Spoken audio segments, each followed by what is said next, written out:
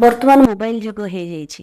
ଯେତେ ଜଣ ଲୋକ ଘରେ ସେତିକିଟା ମୋବାଇଲ ଏବେ। ବେଳେବେଳେ ମୁଁ ଦେଖେ ପ୍ରତି ଘରେ କୁନି କୁନି ପିଲାମାନେ ମାଆ ମାନେ ଖାଇଲା ବେଳେ ସେମାନଙ୍କୁ ମୋବାଇଲ ଦେଖାଇଥାନ୍ତି।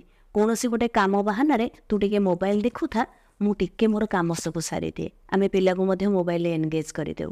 ଆଜି ଏ ବିଷୟରେ ଆଲୋଚନା କରିବା ପାଇଁ ଆମ ସହିତ ଆମର ପ୍ରିୟ ସୁବାସ ସାର୍ ଅଛନ୍ତି। ସାର୍ ନମସ୍କାର। ନମସ୍କାର ଆଜ୍ଞା। ସାର୍, ଆପଣଙ୍କୁ କ'ଣ ଲାଗୁନାହିଁ ଯେ କେଉଁଠି ନା କେଉଁଠି ଗୋଟେ ଅଭିଭାବକଙ୍କର ଭୁଲ ରହୁଛି, ଯାହାଦ୍ୱାରା ଛୋଟ ପିଲାଟି ବାପା ମାଆଙ୍କ ଠାରୁ ମୋବାଇଲର ଅଭ୍ୟାସ ବୋଧେ ଦେଖିବା ଶିଖିଯାଇଛି ବୋଲି ମୁଁ ଭାବୁଛି। ହଁ ମ୍ୟାଡ଼ାମ୍, ଆପଣ ଗୋଟେ ଠିକ୍ କଥା କହିଛନ୍ତି। ପିଲା ପ୍ରକୃତରେ କାହାକୁ ଅନୁକରଣ କରେ କହିଲେ? ପିଲା ଅନୁକରଣ କରେ ତା ଆତ୍ମୀୟ ସ୍ୱଜନକୁ।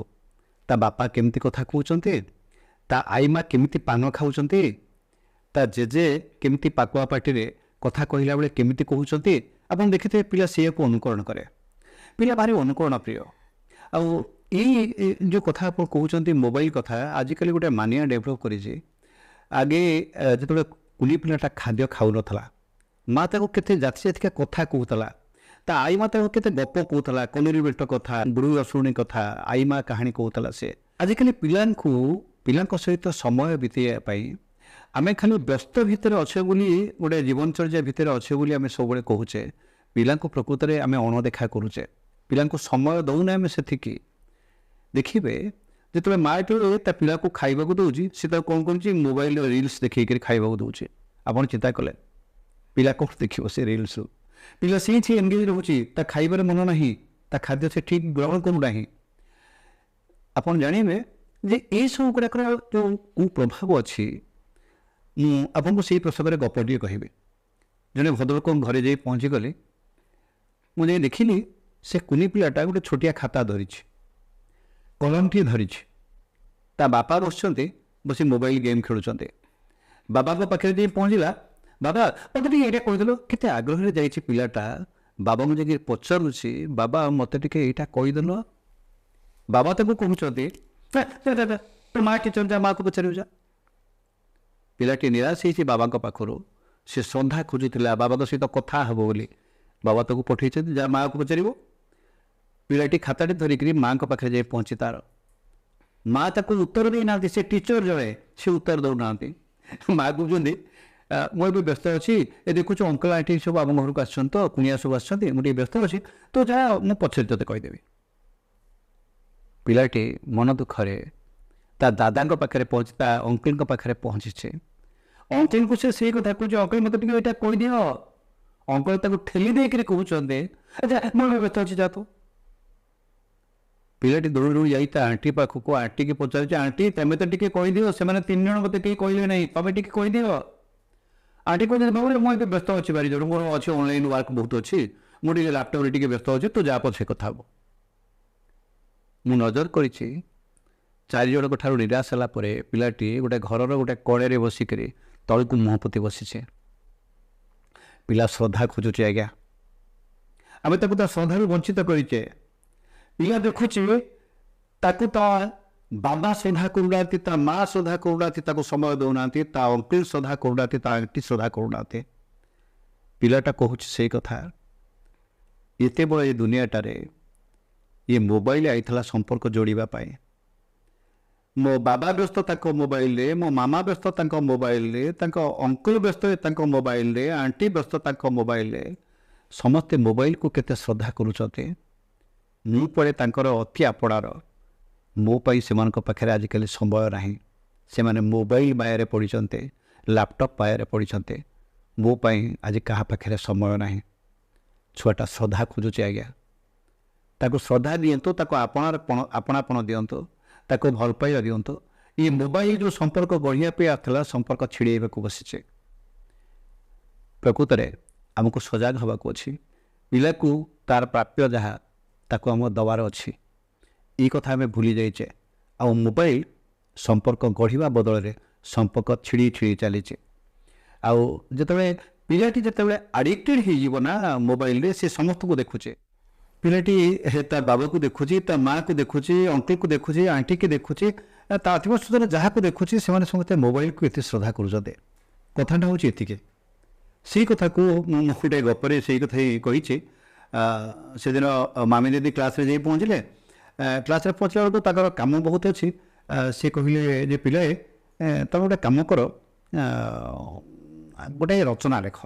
କ'ଣ ରଚନା ଲେଖିବ ନା, ତୁମେ ବସିଛ, ଈଶ୍ୱର ଆସି ତୁମ ସାମ୍ନାରେ ପହଞ୍ଚିଗଲେ, ଈଶ୍ୱରଙ୍କ ପାଖରେ ପାଇଲେ ତୁମେ ଈଶ୍ୱରକୁ କ'ଣ ମାଗିବ ସେଇ କଥାଟାକୁ ଲେଖ ତୁମ ରଚନାରେ ଅଛି। ସେଦିନ ସମୟ ହେଇଯାଇଛି, ଆଉ କ୍ଲାସ୍ ୱାର୍କରେ ସମୟ ଭିତରେ ସେ ଆଉ ଖାତା ଦେଖିପାରିନାହାନ୍ତି। ସବୁତକ ଖାତାକୁ ନେଇକରି ମାମି ଦିଦି ଘରକୁ ତାଙ୍କର ପଳେଇ ଆସୁଛନ୍ତି। ସନ୍ଧ୍ୟା ହେଇଛି, ସେ ନୀତିଦିନିଆ ଜୀବନଚର୍ଯ୍ୟା ଭିତରେ ବୁଡ଼ିଛନ୍ତି। ବାବୁଙ୍କ ପାଇଁ ଟିକେ ସନ୍ଧ୍ୟାରେ ଚା ଟିକେ ଦେଇଦିଅ, ଶ୍ୱଶୁରଙ୍କ ପାଇଁ ଟିକେ ମୁଢ଼ି ଭଜା, ମୁଢ଼ି ମିକ୍ସଚର ଟିକେ ଦେଇଦିଅ, ତାଙ୍କ ଶାଶୁକୁ ଟିକେ ବିସ୍କୁଟ ଚା ଦେଇଦିଅ, ତାଙ୍କ କୁନି ଝିଅ ରାନୀକୁ ଟିକେ ଦେଇଦିଅ, ମାଗି କରି ଦେଇଦିଅ ଖାଇବା ପାଇଁ। ଏସବୁ କାମ କରିସାରିଲା ପରେ ସେ ଠାକୁର ଘରେ ଯାଇ ଟିକେ ମୁଣ୍ଡିଆ ମାରିଦେଇ ମାମି ଦିଦି ବସିଯାଇଛନ୍ତି ତାଙ୍କ ପିଲାଙ୍କର ଖାତା ଦେଖିବା ପାଇଁ। ସେ ଗୋଟିକ ପରେ ଗୋଟିଏ ଖାତା ବସି ଦେଖୁଛନ୍ତି। କେଉଁ ପିଲା ଲେଖିଛି ଈଶ୍ୱରଙ୍କ ପାଖରେ ପାଇଲା ପରେ, ହେ ଈଶ୍ୱର ମୁଁ ତୁମକୁ ପ୍ରାର୍ଥନା କରୁଛି ମୋତେ ଗୋଟେ ଡାକ୍ତର କରିଦିଅ, କିଏ କହୁଛି ମୋତେ ଗୋଟେ ଇଞ୍ଜିନିୟର କରିଦିଅ, କିଏ କହୁଛି ମୋତେ ଗୋଟେ IAS କରିଦିଅ। ଏମିତି ସବୁ ସ୍ୱପ୍ନ ଦେଖିଛନ୍ତି, ଈଶ୍ୱରଙ୍କୁ ପ୍ରାର୍ଥନା କରୁଛନ୍ତି ପିଲା। ଗୋଟିଏ ପିଲାର ଖାତା ପାଖରେ ମାମି ଦିଦିଙ୍କର ଦୃଷ୍ଟି ନିବଦ୍ଧ ରହିଛି। ସେ ସେଇଠି ଅଟକି ଯାଇଛନ୍ତି, ସେ ପଢ଼ୁଛନ୍ତି ସେ ଖାତା। ପିଲାଟା ଲେଖିଛି ଯାହା, ସେ ଯେତେ ପଢ଼ୁଛନ୍ତି ନିଜର କୋହ ସମ୍ବରଣ କରିପାରୁନାହାନ୍ତି, ସେ କାନ୍ଦୁଛନ୍ତି, ଭୋ ଭୋ ବାଜି କାନ୍ଦୁଛନ୍ତି ମାମି ଦିଦି। ପାଖରେ ଅଛନ୍ତି ତାଙ୍କ ମିଷ୍ଟର ଆକାଶ ବାବୁ। ଆକାଶ ବାବୁ କହୁଛନ୍ତି, ମାନେ କ'ଣ ହେଲା ତମେ ଛୁଆ କରି ଏମିତି କାନ୍ଦୁଛ କ'ଣ? ଖାତା ଦେଖୁଥିଲ, କାନ୍ଦୁଛ କ'ଣ? କିଛି ଡକ ହେଇକରି ମାମି ଦିଦି ସେ ପିଲାଟାର ଖାତାଟାକୁ ଆକାଶ ବାବୁଙ୍କ ହାତକୁ ବଢ଼ାଇ ଦେଇଛନ୍ତି। ଆକାଶ ବାବୁ ପଢ଼ୁଛନ୍ତି। ପିଲାଟି ଲେଖିଛି ତା ଖାତାରେ, ମାଇ ୱିଶ୍, ଈଶ୍ୱରଙ୍କ ପାଖରେ ପାଇଲେ ମୁଁ କ'ଣ ମାଗିବି। ପିଲାଟି ଲେଖିଛି, ହେ ପ୍ରଭୁ ମୁଁ କିଛି ଚାହୁଁନାହିଁ, ମୋତେ ଗୋଟେ ମୋବାଇଲ କରିଦିଅ ପ୍ରଭୁ, ତୁମେ ମୋତେ ମୋବାଇଲ କରିଦିଅ। ମୋତେ ମୋବାଇଲ କରିଦେବେ ନା, ମୋ ବାବା ମୋତେ ବେଶୀ ଭଲ ପାଇବେ। ବାବା ତାଙ୍କ ପକେଟରୁ କେବେ ମୋତେ କାଢ଼ିବେ ନାହିଁ, ମୁଁ ତାଙ୍କ ସାଙ୍ଗରେ ଲାଗିକି ରହିବି ସବୁ ସମୟରେ, ମୋତେ କେତେ ଶ୍ରଦ୍ଧା କରିବେ ବାବା। ମୋ ମାମା ତାଙ୍କ ଭ୍ୟାନିଟି ବ୍ୟାଗ୍ ଭିତରୁ ମୋତେ କେବେ କାଢ଼ିବେ ନାହିଁ। ମୋ ଅଙ୍କଲ ତାଙ୍କ ପାଖେ ପାଖେ ସବୁବେଳେ ରଖିବେ। ମୋ ଆଣ୍ଟି କେବେ ପାଖରୁ ଦୂର କରିବେ ନାହିଁ ମୋତେ, ମୁଁ ମୋବାଇଲ ହେଇଗଲେ। ପ୍ରଭୁ ଏତେ ବଡ଼ ଦୁନିଆରେ ମୋତେ ସମସ୍ତେ ପର କରିଦେଇଛନ୍ତି, ମୋବାଇଲକି ସେମାନେ କେତେ ଆଦର କରୁଛନ୍ତି। ଆଗରୁ ମୋ ଆଈ ଥିଲା ମୋ ପାଖରେ, ସେ କେତେ ମଜା କରୁଥିଲା, କେତେ ଗପ କହୁଥିଲା। ଆଜିକାଲି ଆଈର କ'ଣ ହେଇଛି, ସେ ଗାଁ ଛାଡ଼ିକରି ଆମ ପାଖେ ଆମକୁ ଛାଡ଼ି ଦେଇକରି ଗାଁରେ ଯାଇ ରହୁଛି। ଏଠି ଆମେ ଉପର ଘରେ ତଳ ଘରେ ରହୁଛୁ, ଉପର ଘରେ ରହୁଛୁ ବାବା ଆଉ ମାମା ଆଉ ମୁଁ, ତଳ ଘରେ ମୋ ଅଙ୍କଲ ଆଣ୍ଟି ଅଛନ୍ତି।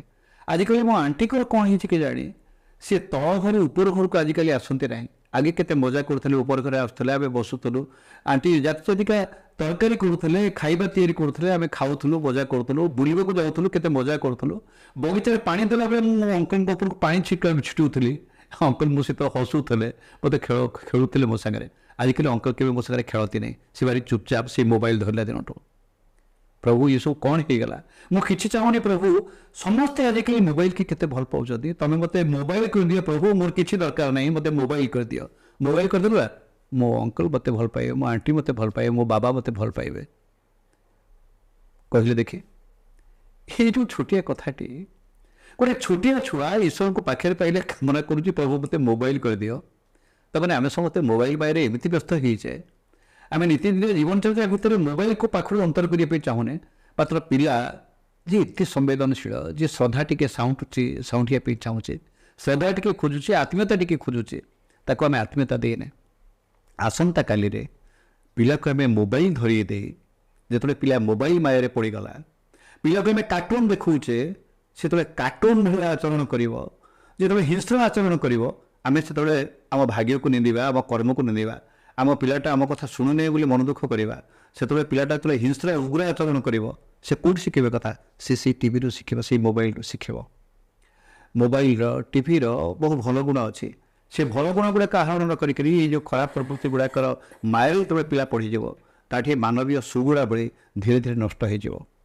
ମୋବାଇଲ ସେ ଦେଖୁ, ସେ ଲିମିଟେଡ଼ ମୋବାଇଲର ବ୍ୟବହାର ଶିଖେଇବା ତାକୁ ଆମେ, ଏବଂ ତା ପାଇଁ ଯାହା ଦରକାର ଅଛି ସେଇ କଥା ଦେଖେଇବାର ଅଛି।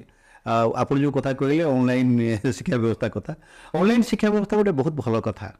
ଆମେ କୋଭିଡ଼ ସମୟରେ ଅନଲାଇନ୍ ଶିକ୍ଷା ବ୍ୟବସ୍ଥାକୁ ଆପଣେଇଥିଲେ, କିନ୍ତୁ ଯେତେବେଳେ ପିଲା ପାଖରେ କିଛି ପହଞ୍ଚି ପାରୁନାହିଁ, ଅନ୍ତତଃ କିଛି ଅଳ୍ପ କିଛି ପହଞ୍ଚୁ ତା ପାଖରେ।